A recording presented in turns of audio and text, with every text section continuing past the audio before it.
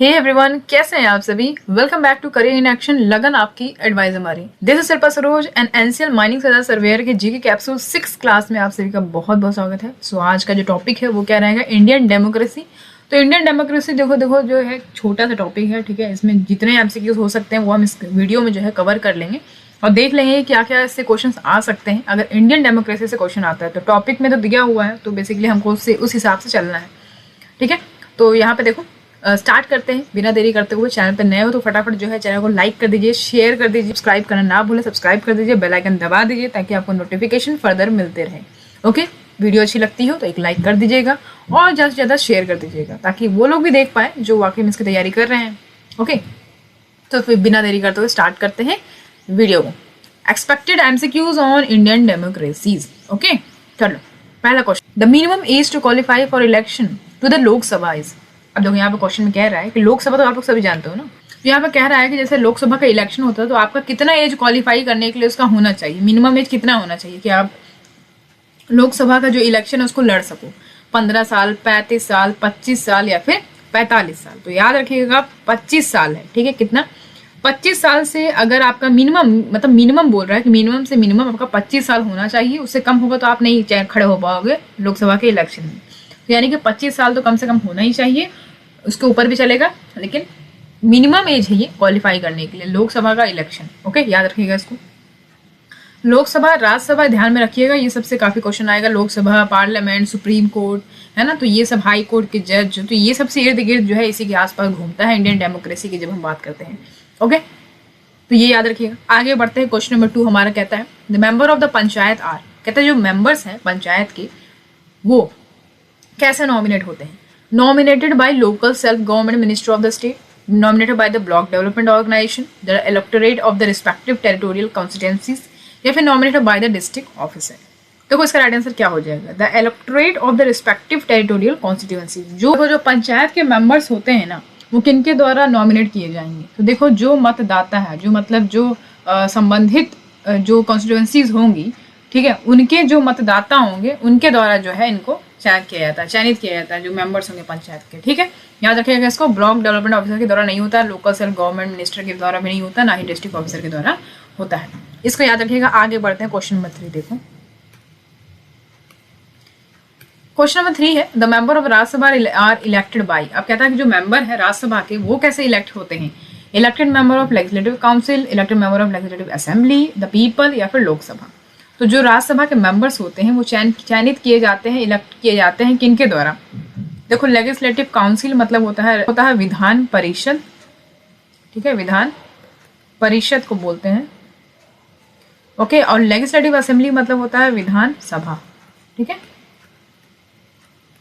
तो यहाँ पे कहने का मतलब है कि जो मेंबर्स होते हैं राज्यसभा के वो इलेक्ट किए जाते हैं किनके द्वारा।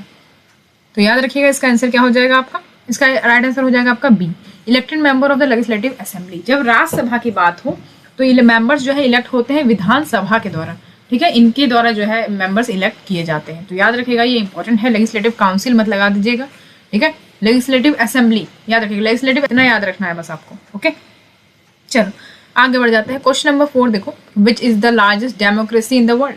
कहता है कि लार्जेस्ट डेमोक्रेसी जो है पूरे वर्ल्ड में वो क्या है, कौन सा कंट्री जो है लार्जेस्ट डेमोक्रेसी है पूरे वर्ल्ड में।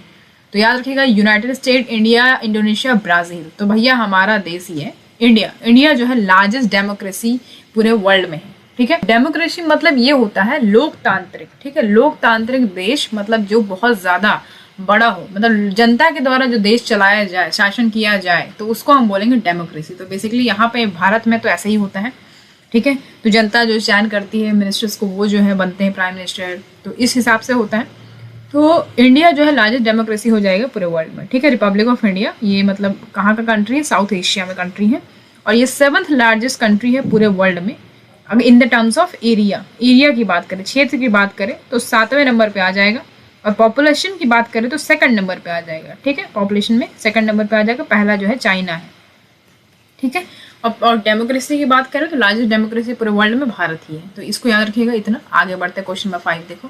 क्वेश्चन नंबर 5 है what is the biggest challenge before Indian democracy. अब कहता है कि जो बिगेस्ट चैलेंज है इंडियन डेमोक्रेसी के सामने वो क्या है, सुपरस्टिशन, खाप पंचायत, करप्शन, या फिर इलिटरेसी। तो यहाँ पे कह सकते हो बिगेस्ट चैलेंज क्या है इंडियन डेमोक्रेसी का? सुपरस्टिशन। सुपरस्टिशन मतलब होता है कि मतलब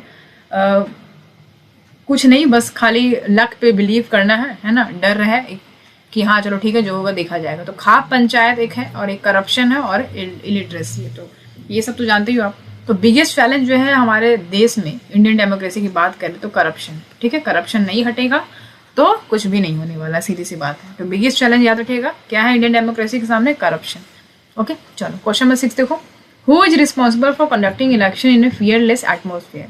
तो भैया फियरलेस मतलब एक बिना डरे हुए एक ऐसा माहौल में इलेक्शन को कंडक्ट करवाना, ये किसकी जिम्मेदारी है? कौन रिस्पॉन्सिबल है इसके लिए? Supreme court, attorney general, comptroller, auditor general या फिर इलेक्शन कमीशन? तो ऑब्वियस सी बात है सुप्रीम कोर्ट का काम यहाँ पे है नहीं, ना ही अटॉर्नी जनरल का है, ना ही कंप्ट्रोलर ऑडिटर जनरल का, यानी कि कैग। इसका मतलब क्या होता है? कैग। तो ये काम है इलेक्शन कमीशन का। ठीक है, तो इसका राइट आंसर क्या हो जाएगा? Election commission. ये रिस्पॉन्सिबल है इलेक्शन को कंडक्ट करवाने के लिए इन ए फियरलेस एटमोसफियर मैनर। ठीक है, इसको याद रखिएगा। अब आगे बढ़ जाते हैं। क्वेश्चन नंबर 7 है, the pension of high court जज इज चार्ज टू द। देखो जो पेंशन है हाई कोर्ट जज का, वो चार्ज किया जाता है कहाँ से? Consolidated fund of the different state where he has serve, या फिर कंसोलिडेटेड फंड ऑफ इंडिया, या कंटीजेंसी फंड ऑफ इंडिया, या फिर consolidated fund of state where he last serve. मतलब यहाँ पे मतलब भी समझ लो, यहाँ पे बोलता है कंसोलिडेटेड फंड होता है और एक कंटीजेंसी फंड होता है। ठीक है, तो कंसोलिडेटेड फंड जो होता है डिफरेंट स्टेट का, जहाँ पे उन्होंने काम करा होगा, यहाँ हाई कोर्ट जज की बात हो रही है, तो जहाँ पे उन्होंने काम करा हो तो डिफरेंट स्टेट के कंसोलिडेटेड फंड से उनको पैसा मिलेगा, चार्ज किया जाएगा पेंशन उनका, या फिर कंसोलिडेटेड फंड ऑफ इंडिया से दिया जाएगा, या फिर कंटीजेंसी फंड ऑफ इंडिया से दिया जाएगा, या फिर उस स्टेट में जहाँ पे वो सर्व किए होंगे लास्ट, तो उस कंसोलिडेटेड फंड ऑफ स्टेट से दिया जाएगा। तो इसका राइट आंसर क्या हो जाएगा ये बताना है। तो याद रखिएगा कंसोलिडेटेड फंड ऑफ इंडिया से जो है पेंशन दिया जाएगा हाई कोर्ट के जज को। ठीक है, तो ये बेसिक याद रखिएगा, इंपॉर्टेंट है। अच्छा, उसके बाद हम क्या देखेंगे? उसके बाद हम आगे बढ़ जाते हैं क्वेश्चन नंबर 8 देखो। The president can dismiss a member of the council of minister. यहाँ पे क्वेश्चन में कह रहा है कि जो प्रेसिडेंट है, हमारे जो राष्ट्रपति हैं, वो डिसमिस कर सकते हैं काउंसिल ऑफ मिनिस्टर के मेंबर को। किस बेस पे? Only under emergency condition, with the consent of speaker, on the recommendation of the prime minister, या फिर ऑन हिज आउन। तो देखो इसका राइट आंसर क्या हो जाएगा? On the recommendation of prime minister. अगर प्राइम मिनिस्टर को लगता है कि हाँ भैया काउंसिल ऑफ मिनिस्टर में कोई मेंबर है जो उसके मतलब लायक नहीं है, या कोई कुछ हानि कर रहा है, या कुछ तो ऐसा कर रहा है जिसकी वजह से उसको वहां से हटा देना चाहिए। ठीक है, तो प्राइम मिनिस्टर जो है रिकमेंड करेंगे किनको? प्रेसिडेंट को करेंगे, फिर प्रेसिडेंट जो है डिसमिस कर देंगे उस मेंबर को। याद रखिएगा इसको, काउंसिल ऑफ मिनिस्टर में ऐसा होता है, on the recommendation of prime minister. इसको याद रखिएगा, इंपॉर्टेंट है। चलो क्वेश्चन नंबर 9 देखो। अच्छा, यहाँ पे देखो, यहाँ हमने देखा कि प्रेसिडेंट जो है ये डिसमिस कर सकते हैं। तो प्रेसिडेंट कौन है भारत की, ये बताना आपको कमेंट सेक्शन में कमेंट करके फटाफट जो है जल्दी बताइए कि प्रेसिडेंट कौन है भारत की। Question number 9, the minimum number of members that must be present to hold the meeting of Lok Sabha is. अब यहाँ पे क्वेश्चन में कह रहा है कि देखो लोकसभा का मीटिंग होता है, ठीक है, तो मिनिमम नंबर्स ऑफ मेंबर्स कितने होने चाहिए ताकि वो जो मीटिंग है वो संपन्न हो पाए। ठीक है, 50% strength of Lok Sabha, 1/10 of total membership of the house, या फिर एटलीस्ट 100 मेंबर्स, या फिर 1/4 ऑफ द टोटल मेंबरशिप। तो याद रखिएगा 1/10 of the total membership of the house, यानी 1/10 जो हाउस के मेंबर होंगे अगर, तभी जो है आपका जो मीटिंग है लोकसभा का वो सुचारू रूप से चालू हो पाएगा। ठीक है, इसको हम क्या बोलते हैं? कोरम बोलते हैं। क्या बोलते हैं? कोरम। याद रखिएगा, ये भी क्वेश्चन पूछता है कि कोरम किसे कहते हैं? 1/10 और जो टोटल हाउस का टोटल मेंबरशिप अगर हो 1/10 तो उसको बोलते हैं। ठीक है, चलो आगे बढ़ जाते हैं। क्वेश्चन नंबर 10 देखो। Dash does not allow women to take part in public activities and there is no freedom of religion for minorities. तो कौन सा जो कंट्री इसमें से 4 ऑप्शन में से है जो वहाँ पे वुमेन्स को ये अलाउ नहीं करता है कि वो पब्लिक एक्टिविटीज में पार्ट लें? ठीक है, और कोई भी उनको फ्रीडम ऑफ रिलीजन नहीं है। ठीक है, कौन सा ऐसा देश है वो? पोलैंड, सऊदी अरेबिया, घना, म्यांमार। तो ऑब्वियसली बात है ये सभी बता देंगे, सऊदी अरेबिया। ठीक है, वो वहाँ पे वुमेन्स को किसी भी पब्लिक एक्टिविटीज में पार्टिसिपेट करने का मौका नहीं देते हैं, ऐसा होता ही नहीं है वहाँ पे बेसिकली। ठीक है, और ना ही उनको कोई फ्रीडम ऑफ रिलीजन है वहाँ पे, माइनॉरिटी स्कूल की बात करें तो ये याद रखिएगा। ठीक है, चलो क्वेश्चन नंबर 11 देखो। The term of Rajya Sabha member is. अब यहाँ पे कह रहा है कि जो राज्यसभा का मेंबर है उसका टर्म कितना होता है, उसका कार्यकाल कितना होता है। देखो लोकसभा की बात करें, जब हम लोकसभा की बात करते हैं तो उसका होता है 5 साल का टर्म। ठीक है, जो भी लोकसभा मेंबर, जो भी लोकसभा स्पीकर बनेगा उसका टर्म जो है वो 5 साल का होगा। ठीक है, और राज्यसभा की जब बात करेंगे तो उसका टर्म होगा 6 साल के लिए। ठीक है, ये याद रखिएगा, बेसिक है ये। The term of Rajya Sabha member 6 years. 6 year जो है आपका राइट आंसर हो जाएगा। ठीक है, अब थोड़ा सा हम लोकसभा और राज्यसभा के बीच का डिफरेंस समझ लेते हैं, ये जरूरी है। देखो लोकसभा की जब हम बात करते हैं, यहाँ पे मैं आप बता रही हूँ आपको, ठीक है, आगे चल के इसको अभी जानेंगे ही हम, तो यहीं पे बता दे रही हूँ मैं। देखो लोकसभा की जब हम बात करते हैं तो लोकसभा को क्या बोलते हैं, हाउस ऑफ पीपल, ठीक है, क्या बोलते हैं, हाउस ऑफ पीपल, ठीक है। और अगर हम राज्यसभा की बात करते हैं इसको हम काउंसिल ऑफ स्टेट्स बोलते हैं, काउंसिल ऑफ स्टेट्स, ठीक है। बहुत ध्यान से सुनिएगा इसको, मैं बता रही हूँ आपको, बहुत अच्छे तरीके से बता रही हूँ, आई होप कि आपको ये कभी भूलो ना आप। लोकसभा को हम क्या बोलते हैं, हाउस ऑफ पीपल, राज्यसभा को हम बोलते हैं काउंसिल ऑफ स्टेट्स, ठीक है। चलो दूसरा पॉइंट देखो, दूसरा पॉइंट ये है कि लोकसभा में कितने मेंबर्स होते हैं, तो 545 मेंबर्स टोटल होते हैं, ठीक है, 545 मेंबर्स टोटल होते हैं, मतलब it consist of 545 members. Rajya Sabha की बात करें तो 245 मेंबर्स टोटल होते हैं, ठीक है। अच्छा, ये लोकसभा राज्यसभा होते कहाँ हैं, ये पार्लियामेंट में होते हैं, ठीक है, पार्लियामेंट की बॉडी है ये। देखो कितनी बॉडी है, लोकसभा है, राज्यसभा है, और क्या है, एक प्रेसिडेंट है, ठीक है। प्रेसिडेंट जो है इसका मतलब इसका बॉडी नहीं है, लेकिन लोकसभा, राज्यसभा और इसका पार्ट है, ठीक है, प्रेसिडेंट। तो याद रखिएगा लोकसभा की जो हम बात कर रहे थे और राज्यसभा की बात कर रहे थे, ठीक है। तो ये पॉइंट हमने देखा। तीसरा पॉइंट देखो, ये किनके द्वारा, लोकसभा किनके द्वारा स्टार्ट किया जाता है, ये प्रिसाइड किया जाता है स्पीकर के द्वारा, ठीक है, इसका हेड कौन होता है, स्पीकर। और राज्यसभा की बात करें तो ये प्रिसाइड किया जाता है वाइस प्रेसिडेंट ऑफ इंडिया, ठीक है, वाइस प्रेसिडेंट ऑफ इंडिया। देखा होगा आपने राज्यसभा में जो राज्यसभा जो पार्लियामेंट में राज्यसभा होती है, वहाँ पे जो वाइस प्रेसिडेंट होते हैं वही बैठे होते हैं हेड के तौर पे, ठीक है। तो ये याद रखिएगा, इंपॉर्टेंट है। अगर हम लोकसभा की बात करें तो it plays an important role in making laws in parliament, तो कानून बनाने में लोकसभा का बहुत इंपॉर्टेंट रोल होता है, ठीक है। अगर हम राज्यसभा की बात करें तो उसका ड्यूटी ये है कि भैया लोकसभा के द्वारा जो भी कानून पास किया गया है उसको फिर से रिव्यू किया जाए, जांच किया जाए, और अगर लगता है कि उसमें कोई चेंजेस हैं तो वो अपना चेंजेस उसमें बता सकते हैं, ठीक है। तो बेसिकली ये दोनों के बीच में अंतर होता है, ये समझना जरूरी था आपके लिए, ओके। चलो अब आगे बढ़ जाते हैं, क्वेश्चन नंबर 12 देखो, the best definition to democracy was given by. अब बेस्ट डेफिनेशन जो है डेमोक्रेसी का वो किसके द्वारा दिया गया है, ये हमें जानना जरूरी था। बेस्ट डेफिनेशन जो डेमोक्रेसी के लिए दिया गया है वो किनके द्वारा दिया गया है, अब्राहम लिंकन के द्वारा दिया गया है, ठीक है। JS मिल, AV डेजी, MK गांधी, ये सब नहीं होगा, अब्राहम लिंकन बिल्कुल याद रखना है आपको। अगर डेमोक्रेसी की बात आती है तो अब्राहम लिंकन को आप नहीं भूल सकते हो। अच्छा, ये तो हो गया कि इन्होंने बेस्ट डेफिनेशन दिया है, वो डेफिनेशन है क्या, ये जानना जरूरी है। ये आपने बचपन में भी पढ़ी होगी स्कूल में, ठीक है। क्या है डेमोक्रेसी, इन्होंने ये कहते हैं डेमोक्रेसी इज अ गवर्नमेंट, मैं लिख रही हूँ यहाँ पे, democracy is a government of the people, by the people and for the people, ठीक है, ठीक है। तो यहाँ पे इनका कहना यह है कि लोकतंत्र जनता का, जनता के द्वारा और जनता के लिए शासन है। इनका ये बेसिक यहाँ पे डेफिनेशन था, जो कि बहुत अच्छा था, बहुत रिलेटेबल था। अगर आप बात करें डेमोक्रेसी से तो बिल्कुल सही बात इन्होंने कहा है, तो ये याद रखिएगा। अगर ये स्टेटमेंट भी दे सकता है यहाँ पे, जैसे कि मैंने डेफिनेशन में लिखा नहीं, तो वो स्टेटमेंट दे के ये भी पूछ सकता है कि ये डेफिनेशन किसने दिया है, ठीक है। तो अब्राहम लिंकन याद रखिएगा। आगे बढ़ जाते हैं, क्वेश्चन नंबर 13 देखो, the minimum age of a candidate to contest the election to the Rajya Sabha और विधान परिषद इज।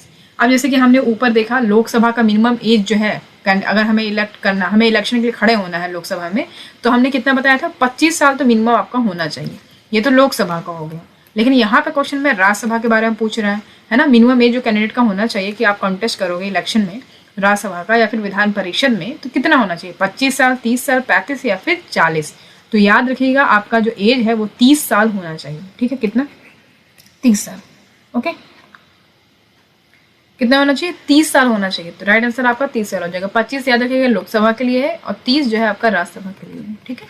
इतना बेसिक जानकारी हम यहाँ से मिलता है। आगे बढ़ते हैं, क्वेश्चन 14 देखो, the member of the Lok Sabha and legislative assemblies are. अब कहता है कि जो मेंबर्स होते हैं लोकसभा का और लेजिस्लेटिव असेंबलीज का, वो क्या होता है। देखो लोकसभा जो है अगर हम बात करें यूनियन लेवल पे है, और लेजिस्लेटिव असेंबली दैट इज विधानसभा जो है वो स्टेट लेवल पे होता है, ठीक है। हर स्टेट में जो विधानसभा होता है, लेकिन जो लोकसभा है वो एक है। क्यों, क्योंकि ये यूनियन लेवल पे है, सेंट्रल लेवल पे और स्टेट लेवल पे। तो यहाँ पे देखो कहना चाह रहे हैं कि जो मेंबर्स होते हैं लोकसभा के और विधानसभा के, वो नॉमिनेट किए जाते हैं किनके द्वारा, प्रेसिडेंट के द्वारा। डायरेक्ट इलेक्ट होता है, वो डायरेक्ट इलेक्ट होते हैं, या फिर इनडायरेक्टली इलेक्शन होता है उनका, या फिर कुछ भी नहीं। इसका राइट आंसर क्या होगा ये बताना है। याद रखिएगा जो मेंबर्स होते हैं लोकसभा के, ये हमारे द्वारा चयन किए जाते हैं, ठीक है, डायरेक्टली इलेक्टेड। तो ये जो मेंबर्स हैं लोकसभा के और लेजिस्लेटिव असेंबलीज के यानी विधानसभा के, ये डायरेक्टली इलेक्ट होते हैं, ठीक है। याद रखिएगा इसको। अब आगे बढ़ जाते हैं, क्वेश्चन नंबर 15 देखिए, the term secular was added to the Indian constitution by which of the following amendment. तो सेक्युलर जो टर्म है वो ऐड किया गया भारतीय संविधान में किस अमेंडमेंट को लाके? 44th constitution amendment act, 42nd या 43rd या फिर 41st? ये बहुत इंपॉर्टेंट क्वेश्चन है, मैं आपको बता रहा हूँ, वेरी वेरी इंपॉर्टेंट क्वेश्चन, क्योंकि ये बहुत 75 बार आ चुका है, यही क्वेश्चन रिपीट करके बार बार देते रहते हैं लोग। तो याद रखिएगा 42nd कॉन्स्टिट्यूशनल अमेंडमेंट एक्ट जो था आपका, इसी में जो है सेक्युलर जो वर्ड है, ये सेक्युलर जो टर्म है, इसको ऐड किया गया संविधान में, ठीक है। तो ये 42nd कॉन्स्टिट्यूशन अमेंडमेंट एक्ट, इसको याद रखिएगा, इसको मिनी कॉन्स्टिट्यूशन भी कहते हैं, क्योंकि ये जो अमेंडमेंट एक्ट है इसमें बहुत सारे संशोधन किए गए हैं, इसलिए इसको मिनी कॉन्स्टिट्यूशन कहते हैं, ठीक है। तो याद रखिएगा इसमें पहले क्या था, पहले हमारा जो संविधान था उसका डिस्क्रिप्शन ऐसे था कि सोवरेन, डेमोक्रेटिक और रिपब्लिक, ठीक है। तो इसको अभी चेंज करके क्या कर दिया इन्होंने, सोवरेन तो है ही और सोशलिस्ट ऐड किया गया इसमें, ठीक है, सोशलिस्ट ऐड किया गया, सेकुलर ऐड किया गया, उसके बाद डेमोक्रेटिक, रिपब्लिक रहा। तो ये जो है प्रियम्बल है। And also change the words, unity of the nation को क्या कर दिया इन्होंने चेंज करके, यूनिटी ऑफ इंटीग्रिटी, ठीक है, unity of integrity of nation, unity and integrity of nation, ये इन्होंने चेंज किया। तो ये जानना बेसिक जरूरी था। तो 42nd कॉन्स्टिट्यूशन अमेंडमेंट एक्ट तो ठीक है, लेकिन 1976 में, ये ईयर भी इंपॉर्टेंट है, ठीक है। तो प्रियम्बल में जो है हमारा भारत संविधान का, उसमें इंडिया जो है एक अब सेकुलर नेशन के तौर पे जाना जाएगा, ठीक है। सेकुलर जब इसमें ऐड किया गया, ये किसके समय हुआ था, ये इंदिरा गांधी जी के समय में हुआ था, ठीक है, जब वो प्राइम मिनिस्टर थी इंदिरा गांधी, ठीक है। तो इसका बेसिकली मतलब क्या है, सेकुलर का मतलब क्या होता है कि ये किसी एक रिलीजन को प्रायोरिटी नहीं देता है, ठीक है। हमारा जो देश है, ठीक है, तो कोई भी एक रिलीजन को हम प्रायोरिटी नहीं देते हैं, हमारे सब लिए सब समान है, ठीक। ये बेसिकली यहाँ पे मतलब है सेकुलर का। अब आगे बढ़ जाते हैं, क्वेश्चन नंबर 16 देखो, a government of the people, by the people and for the people is called. अब देखो यहाँ पर ठीक वही जो अब्राहम लिंकन जी का स्टेटमेंट था, उन्होंने दिया है, वही यहाँ पे हम इसका बात कर रहे हैं। ये जो स्टेटमेंट है कि इसका क्या मतलब होता है, ये डेमोक्रेसी मतलब होता है इसका, ठीक है, लोकतंत्र। लोकतंत्र की जब हम बात करें तो यही होता है government of the people, by the people and for the people, ठीक है। ऐसा लोकतंत्र जहाँ पे जनता के लिए, जनता के द्वारा और जनता के लिए ही शासन किया जाता है, वही होता है डेमोक्रेसी, ओके। चलो क्वेश्चन नंबर 17 देखो, the right to property now lies under which of the following rights, ठीक है। तो राइट टू प्रॉपर्टी की यहाँ पे बात हो रही है, तो किसके अंडर में आएगा, किस राइट्स के अंडर में आएगा, ये judicial rights, directive principle of state policy, fundamental rights या फिर लीगल राइट्स। तो याद रखिए इसका आंसर हो जाएगा आपका लीगल राइट्स, राइट आंसर हो जाएगा, ठीक है। फंडामेंटल राइट्स मत लगाइएगा। मैं आपको यहाँ पे कुछ चीजें बताना चाहूंगी, देखो यहाँ पे समझो, देखो फंडामेंटल, जब हम इसकी बात करते हैं राइट टू प्रॉपर्टी, तो पहले ये फंडामेंटल राइट्स था, ठीक है। उसके बाद 44th कॉन्स्टिट्यूशनल अमेंडमेंट एक्ट 1978 ला के इसको क्या किया गया, इसको डिलीट कर दिया कि भैया जो आपका राइट टू प्रॉपर्टी या फंडामेंटल राइट्स नहीं है, ठीक है, इसको हटा दिया गया यहाँ से, ठीक है। अब ये क्या हो गया, एक कॉन्स्टिट्यूशनल राइट हो गया, ये अब एक लीगल राइट हो गया।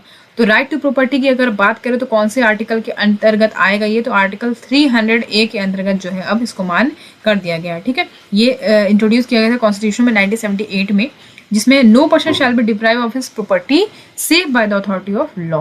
कोई भी पर्सन अपने प्रॉपर्टी से वंचित नहीं रहेगा, जो कि कानून के द्वारा अगर उसको सेव किया गया, अथॉरिटी के द्वारा सेव किया गया है तो, ठीक है। ये कहने का मतलब यहाँ पे, ठीक है। तो पहले ये आर्टिकल कितने आर्टिकल में था, पहले ये आर्टिकल 31 में था राइट टू प्रॉपर्टी, तो इसको यहाँ से रिमूव करके शिफ्ट कर दिया गया आर्टिकल 300A में, ठीक है। तो इसको याद रखना है। तो आर्टिकल अगर बात करें कि राइट टू प्रॉपर्टी का जिक्र हो तो 44th कॉन्स्टिट्यूशन अमेंडमेंट एक्ट याद रखिएगा, इसको जो है ये कानून लाके इसको डिलीट कर दिया गया था। तो अब जो है लीगल राइट बना दिया गया राइट टू प्रॉपर्टी। तो आपसे राइट टू प्रॉपर्टी ये पूछ सकता है कि कौन सा राइट है, और आपसे ये पूछ सकता है कौन से आर्टिकल में। तो दोनों ही मैंने आपको बता दिया, तो बिल्कुल आप इसमें घबराना नहीं है। चलो आगे बढ़ते, क्वेश्चन 18 देखो, what percent of reservation is provided to women in panchayat election. अब क्वेश्चन में कह रहा है कि कितना % रिजर्वेशन जो है वो वुमेन्स को प्रोवाइड किया था पंचायत के इलेक्शंस में, 33, 34, 25, 35। तो ये बहुत इंपॉर्टेंट क्वेश्चन है, क्योंकि बहुत बार ये पूछा गया है। पहली बात कि पंचायत इलेक्शन के लिए आपको कितना साल होना चाहिए, तो 21 साल याद होना चाहिए, मिनिमम 21 साल आपको होना चाहिए कि अगर आप पंचायत के इलेक्शन में खड़े हो रहे हो तो 21 साल जो होना चाहिए अगर आपको मेंबर बनना है पंचायत का। तो अब दूसरी बात यहाँ पे कि वुमेन्स को जो है रिजर्वेशन दिया जाता है वो कितना % होता है, 33% होता है, बिल्कुल इसको याद रखिएगा, इंपॉर्टेंट है ये, ठीक है। कितना % होता है, 33% जो है रिजर्वेशन मिलता है वुमेन्स को, ठीक है, पंचायत के इलेक्शन में। तो याद रखिएगा इसको। और ज़्यादातर इसमें ये होता है कि गाँव में देखा होगा आपने कि जो पंचायत इलेक्शन होता है तो उसमें आदमी क्या करते हैं कि औरत को आगे कर देते हैं, वो पंचायत इलेक्शन हो जाते हैं और औरत का काम कुछ होता नहीं है, पीछे रहते हैं उनके हस्बैंड ही, वही पूरा काम देखते हैं, ठीक है। फिर उसके बाद रेट पड़ता है तो फिर हो जाता है सफा सब, तो सब जो है पानी पानी, दूध का दूध और पानी का पानी वहाँ पे हो जाता है। तो बेसिकली ये होता है। और ज़्यादा पढ़े लिखे तो होते नहीं है, तो ज़्यादातर ये होता है कि हाँ वो आगे कर देंगे औरत को और उसके बाद फिर सारा काम हम देखेंगे, उस हिसाब से होता है। पैसा वैसा सब हड़प लेंगे हैं, और पंचायत के जो भी पंचायत का पैसा मिलता है, जो भी प्रधान बनता है उसको बहुत पैसा तो मिलता ही है। उसके बाद वो सही जगह ना लगा के अपने जगह लगाने लगो, है ना। तो ये चीज़ें होती हैं। फिलहाल इतना जानो कि 33% जो रिजर्वेशन मिलता है वुमेन्स के लिए पंचायत इलेक्शन में। ओके, क्वेश्चन नंबर 19 देखो, the budget presented by the finance minister is presented at the end of which month. अब क्वेश्चन में कह रहा है कि जो बजट प्रेजेंट किया जाता है फाइनेंस मिनिस्टर के द्वारा, ठीक है, तो वो किस मंथ के एंड में प्रेजेंट किया जाता है, तो ये बताना है। तो याद रखिएगा फरवरी, जनवरी, मार्च, अप्रैल। तो याद रखिएगा फरवरी महीने के लास्ट में जो है इसको प्रेजेंट किया जाता है बजट की। तो फाइनेंस मिनिस्टर कौन है? निर्मला सीतारमन जी हैं।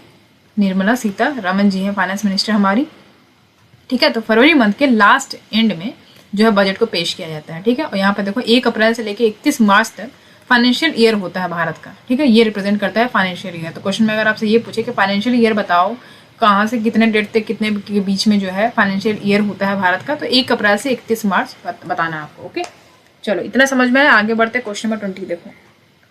क्वेश्चन नंबर 20 है, who among the following is ultimate interpreter of the Indian constitution. तो अल्टीमेट इंटरप्रेटर अगर बोले भारत का, भारतीय संविधान का, तो वो कौन है? लेजिस्लेटिव, पार्लियामेंट, हाई कोर्ट या सुप्रीम कोर्ट? तो याद रखना सुप्रीम कोर्ट हो जाएगा, ठीक है।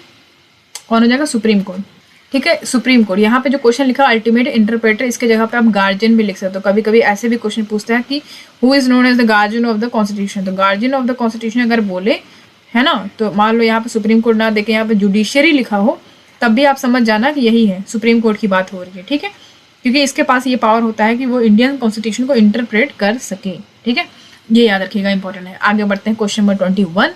The model of Panchayati Raj was integrated into the Indian constitution under which of the following amendment. ठीक है, तो यहाँ क्वेश्चन में कह रहा है कि जो मॉडल है पंचायती राज का वो इंटीग्रेट किया गया इंडियन कॉन्स्टिट्यूशन में कौन से अमेंडमेंट एक्ट को लाके, 72nd, 74th, 84th या फिर 73rd। तो याद रखिएगा इसका राइट आंसर हो जाएगा 73rd कॉन्स्टिट्यूशनल अमेंडमेंट एक्ट 1993 को लाके जो है पंचायत राज का जो मॉडल है इसको इंटीग्रेट किया गया भारतीय संविधान में। अच्छा, ये क्वेश्चन ये भी पूछ सकता है आपसे कि कौन से कमेटी के द्वारा जो है इसको चालू किया गया, तो ये भी इंपॉर्टेंट है। तो याद रखना है इसको, कौन सा? बलवंत राय मेहता कमेटी, ठीक है, बलवंत राय मेहता कमेटी, ठीक है, याद रखिएगा इसको, इंपॉर्टेंट है। अच्छा, यहाँ पे देखो लोकल गवर्नमेंट, ये जो आप देख पा रहे हो मॉडल जो है पंचायती राज का, बेसिकली ये क्या सिंबलाइज करता है कि ये जो पावर है उसको मतलब निचले स्तर पे बांट देता है लोकल गवर्नमेंट बना के, ठीक है, कि लोकल गवर्नमेंट मतलब रूलर्स जो है उनको ये पावर देता है कि वो अपने निचले स्तर पे, ठीक है, पावर्स को कंट्रोल करे, उसको देख रेख करे और सही तरीके से उसका यूज करे, ठीक है। तो ये होता है पावर्स को डिवाइड कर दिया जाए जब निचले स्तर पे, तो डिसेंट्रलाइजेशन इसी को कहते हैं। तो याद रखिएगा, इंपॉर्टेंट है ये 73rd कॉन्स्टिट्यूशनल अमेंडमेंट एक्ट 1993, ठीक है, और 74th कॉन्स्टिट्यूशनल अमेंडमेंट एक्ट 1993 अगर हम बोले, इसका मतलब होता है कि म्यूनसिपैलिटी का गठन करना, ठीक है। तो याद रखना पंचायती राज जो है रूरल लेवल पे और म्यूनसिपैलिटी मतलब अर्बन लेवल पे है ये, ठीक है, ठीक है, ये याद रखिएगा, इंपॉर्टेंट है। अगर 74th कॉन्स्टिट्यूशनल अमेंडमेंट एक्ट की बात हो तो यानी कि ये म्यूनसिपैलिटी की बात हो रही है, और 73rd की बात हो तो पंचायती राज की बात हो रही है। इतना बेसिक जानकारी हमें यहाँ से मिलता है। आगे बढ़ते क्वेश्चन नंबर 22 देखो, how many fundamental rights were originally constituted in the Indian constitution. तो पहले देखो ओरिजिनल की बात करें, अगर हम ओरिजिनली की बात करते हैं कि ओरिजिनल कितना फंडामेंटल राइट्स थे, तो याद रखना है आपको 7 फंडामेंटल राइट्स है। कितने फंडामेंटल राइट्स है?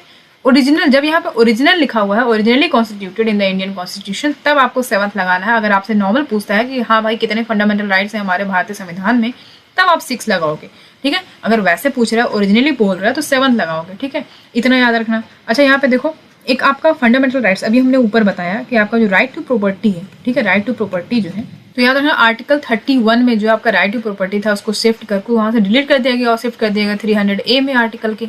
तो इसी को जब यहाँ से हटाया गया तो वही जो है आर्टिकल जो आपको फंडामेंटल राइट्स है वो कम हो गया, ठीक है। कितना हो गया? 6 फंडामेंटल राइट्स। तो अभी फिलहाल की बात करें तो 6 फंडामेंटल राइट्स हैं भारतीय संविधान में, ठीक है। पार्ट थर्ड में कितना? 12 से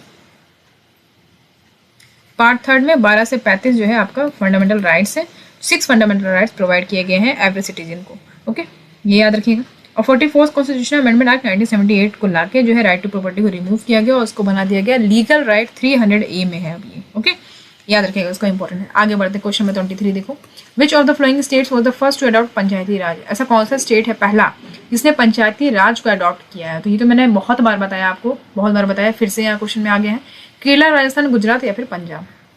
याद रखिएगा, राजस्थान। राजस्थान के नागौर जिला है। डेट क्या है? 2 अक्टूबर 1959। ठीक है, तो 2 अक्टूबर 1959 ये डेट इंपॉर्टेंट है। नागौर जिला में किया गया था, ये भी इंपॉर्टेंट है। उस समय प्राइम मिनिस्टर कौन थे? पंडित जवाहरलाल नेहरू। ठीक है, राजस्थान के नागौर जिला में हुआ था, ये इंपॉर्टेंट है, याद रखिएगा इसको। क्वेश्चन नंबर 24 देखो, in which of the following year did the amendment act of the constitution of India come into force. तो यहाँ क्वेश्चन में कह रहा है कि 4 ऑप्शन में से 4 मतलब कौन से साल में, कौन से ईयर में मतलब एक संविधान बनाना चाहिए भारत के लिए, तो उसके लिए एक अमेंडमेंट एक्ट कब फोर्स में आया? 1971, 1951, 1981 या 1989 या फिर 1948। तो 1951 में जो है ऐसा हुआ है पहली बार कि अमेंडमेंट एक्ट लाया गया, मतलब संविधान बनाने के लिए भारत में, वो फोर्स में आया है 1951 में। ओके, चलो अब आगे बढ़ जाते हैं। क्वेश्चन नंबर 25 देखो, Om Prakash Valmiki is famous dash writer. तो क्वेश्चन में कह रहा है कि ओम प्रकाश वाल्मीकि, वाल्मीकि जी को सब जानते होंगे, तो वो फेमस डैश राइटर है, मतलब कहाँ के? तमिल के, फ्रेंच के, दलित या मुस्लिम्स के? तो भैया ये दलित राइटर्स हैं, याद रखिएगा। खुद भी दलित थे ये, तो इसलिए जो है ये दलित राइटर है, याद रखिएगा, इसको इंपॉर्टेंट है। वाल्मीकि, ठीक है। अब देखो यहाँ पे वाल्मीकि जी के द्वारा क्या लिखी गई है? तो रामायण लिखी गई है। ठीक है, रामायण लिखी गई है वाल्मीकि के द्वारा। सुंदर कांड भी लिखी गई है, अयोध्या कांड भी लिखी गई है। तो ये कुछ इनकी फेमस बुक है जो बिल्कुल याद रखनी है आपको। ठीक है, चलो आगे बढ़ते। क्वेश्चन 26 देखो, which state was first state in India to introduce a mid day meal scheme. अब मिड डे मील स्कीम जो है, इसके लिए कह रहा है कि पहला स्टेट कौन सा? वो पहला स्टेट है भारत का जिसने सबसे पहले mid day meal scheme start करा था, इंट्रोड्यूस करा था। तो याद रखिएगा, मिड डे मील स्कीम की बात करें अगर हम, तो सबसे पहला जो स्टेट है वो है तमिलनाडु। तमिलनाडु ने जो सबसे पहले इसको इंट्रोड्यूस करा था। ठीक है, कब हुआ था ये लॉन्च? ईयर 1995 में। कब हुआ था? 1995 में। ये जो एक स्कूल मील प्रोग्राम है भारत का, जो कि स्कूल एज चिल्ड्रन जो होते हैं पूरे नेशन वाइड, उनके न्यूट्रिशनल स्टैंडिंग को काफ़ी ज़्यादा मद्देनजर रखते हुए काफ़ी इसमें इनको एक हेल्दी लंच प्रोवाइड किया जाता है वर्किंग डेज में। तो बेसिकली जो ये भारत सरकार की एक योजना है जिसमें क्या होता है कि पूरे देश के जो प्राथमिक या फिर लघु माध्यमिक विद्यालय के होते हैं, उसके जो छात्र होते हैं, उनको दोपहर का जो भोजन होता है वो निःशुल्क प्रदान किया जाता है। बेसिकली ये है इसमें, याद रखिएगा इसको। और उस समय प्राइम मिनिस्टर कौन थे? पीवी नरसिम्हा राव। ठीक है, पीवी नरसिम्हा राव, तो उनके समय में ये लॉन्च किया गया था। ठीक है, ये याद रखिएगा। चलो आगे बढ़ जाते हैं। क्वेश्चन नंबर 27 देखो, which among the flowing article of constitution of India abolish the untouchability. तो यहाँ पे कहना चाह रहा क्वेश्चन में, कौन से आर्टिकल, संविधान के किस आर्टिकल में अनटचेबिलिटी को एबॉलिश करने की बात की गई है? तो अनटचेबिलिटी को क्या बोलते हैं? अस्पृश्यता। ठीक है, क्या बोलते हैं? अस्पृश्यता।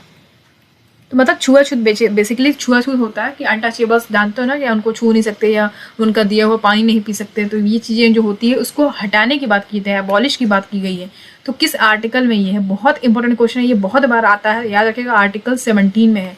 ठीक है, आर्टिकल यानी अनुच्छेद 17 में ये चीज़ बात की गई है। बिल्कुल याद रखना है इसको कि अनटचेबिलिटी को बिल्कुल हम पूरी तरीके से एबॉलिश करते हैं। भारतीय संविधान में ये चीज़ लिखी हुई है, लेकिन अभी भी कहीं ना कहीं गाँव में या बहुत सारी जगह आप देखे होंगे कि ऐसा ये प्रथा जो है चली आ रही है। ठीक है, ये खत्म होने का नाम नहीं ले रही है।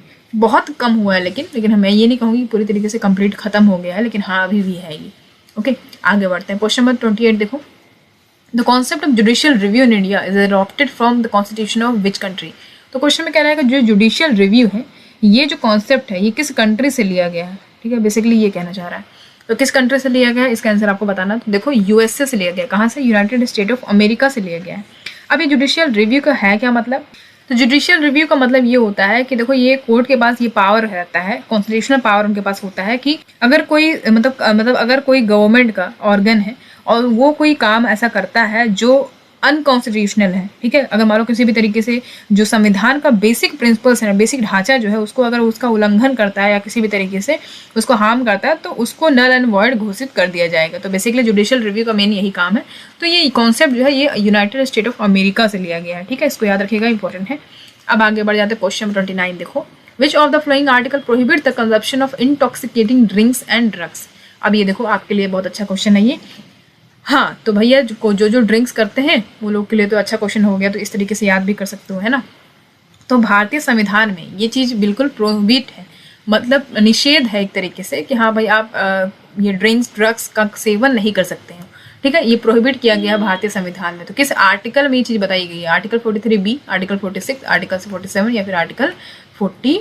8। तो आर्टिकल 47 में जो है ये बातें की गई है कि जो इंटॉक्सिकेटिंग ड्रिंक्स ड्रग्स हैं उसका कंजप्शन पे निषेध है, ठीक है, पूरी तरीके से प्रोहिबिट है। तो आर्टिकल 47 में ये चीज़ बताई गई है, ठीक है, याद रखिएगा इसको। अब आगे बढ़ जाते हैं क्वेश्चन नंबर 30 देखो, which of the following article directs the state government to organise village panchayat. अब क्वेश्चन में कह रहा है कौन सा आर्टिकल स्टेट गवर्नमेंट को ये मतलब पावर देता है कि वो विलेज पंचायत का गठन कर सकता है। ओके, आर्टिकल 39, आर्टिकल 48, आर्टिकल 40 या आर्टिकल 47। बहुत इंपॉर्टेंट क्वेश्चन है क्योंकि ये पंचायत से क्वेश्चन आ रहा है। तो मैंने आपको इसके पहले जब पढ़ाया है पंचायत राज सिस्टम तो उसमें काफ़ी अच्छे से बताया मैंने, तो उसको आराम से देख लेना, बहुत सही है।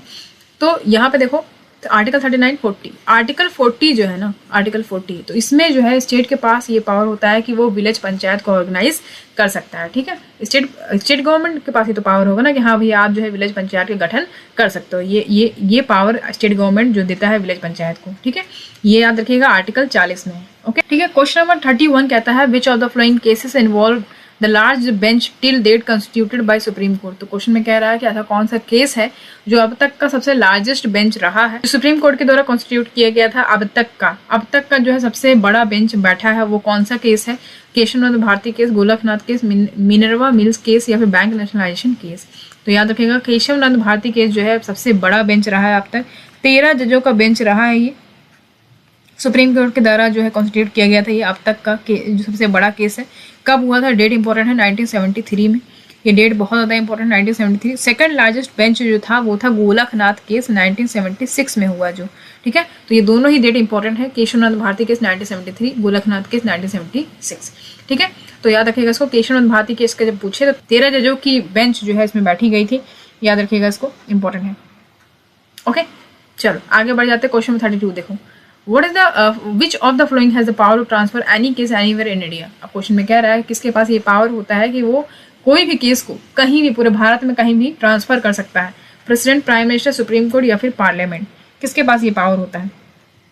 तो याद रखिएगा इसका आंसर हो जाएगा सुप्रीम कोर्ट। तो ऑब्वियस सी बात है सुप्रीम कोर्ट जो है उसके पास ही तो पावर होगा ना कि हाँ भाई हम हाँ भाई मेरे पास इतना पावर है कि हम जो है पूरे भारत में कहीं भी आपका केस को ट्रांसफर कर देंगे। तो इसके पास ये पावर था, सुप्रीम कोर्ट के पास ये पावर होता है, ठीक है, ये याद रखिएगा, इंपॉर्टेंट है। आगे बढ़ जाते हैं क्वेश्चन में 33 देखो, where is the headquarter of food and safety, where is the headquarter of FSSAI, that is food safety and standard authority of India. तो food safety standard authority of India का जो हेडक्वार्टर है वो कहाँ पे है? याद रखना वो है आपका न्यू दिल्ली में। कहाँ पे है? न्यू दिल्ली में, ठीक है, न्यू दिल्ली में। अच्छा, तो ये इसका फुल फॉर्म भी पूछा जाता है, इसका फुल फॉर्म भी कभी कभी पूछता है कि food safety and standard authority of India यानी कि फसाई का फुल फॉर्म क्या है। तो ये जो है एक ऑटोनोमस ये जो है एक ऑटोनोमस स्टैट्यूटरी बॉडी है। ये स्टैब्लिश किया गया था एक एक्ट लाके, यानी कि FSS एक्ट लाया गया था, यानी कि food safety and standard act 2006 ये लाया गया। उसके बाद जो है इसको इस्टेब्लिश किया गया था। इसका हेडक्वार्टर कहाँ पे है? न्यू दिल्ली में। ओके, चलो आगे बढ़ जाओ। क्वेश्चन 34 देखो, When was the first Indian Constitution drafted? Question में कह रहा है कि पहला भारतीय संविधान की बात करें, अगर हम पहले भारतीय संविधान की बात करें तो कब ड्राफ्ट हुआ ये? 1929, 1927, 1930 या फिर 1928? तो राइट आंसर हो जाएगा आपका 1928 में भारतीय संविधान का पहला जो कॉन्स्टिट्यूशन है वो ड्राफ्ट किया गया।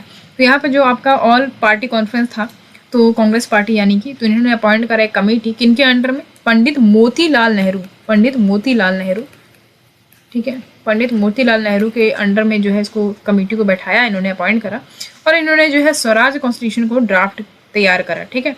तो ये जो है इन्होंने जो काम करा ये कब किया है? 1928 यानी कि अगस्त 1928, जून से लेकर अगस्त 1928 तक इन्होंने काम करा और जो है संविधान को ड्राफ्ट एक पारित कर दिया। तो 1928 याद रखिएगा, इंपॉर्टेंट है। आगे बढ़ते हैं क्वेश्चन 35 देखो, What does the वन पंचायत डू? वन पंचायत क्या काम करते हैं? Redevelopment of forest, policing the forest, both A and B are correct या फिर कुछ भी नहीं? तो याद रखिएगा both A and B are correct, redevelopment of forest, policing of forest, तो दोनों ही करते हैं वन पंचायत जो लोग होते हैं वो, ठीक है। तो इसको याद रखिएगा। आगे बढ़ते क्वेश्चन नंबर 36 देखिए, क्वेश्चन नंबर 36 है हु फाउंडेड द सत्य शोधक समाज इन 1873? ठीक है, तो सत्य शोधक समाज की जब बात करते हैं इसका मतलब होता है कि सत्य की खोज करने वाला, ठीक है, ऐसा सोसाइटी। तो ये जो है एक सोशल रिफॉर्म सोसाइटी था, फाउंड किया गया था ज्योतिराव गोविंदराव फुले के द्वारा। ज्योतिराव गोविंदराव फुले के द्वारा जो है इसको मतलब फाउंड किया गया था। कहाँ पे किया गया था? महाराष्ट्र में किया गया था।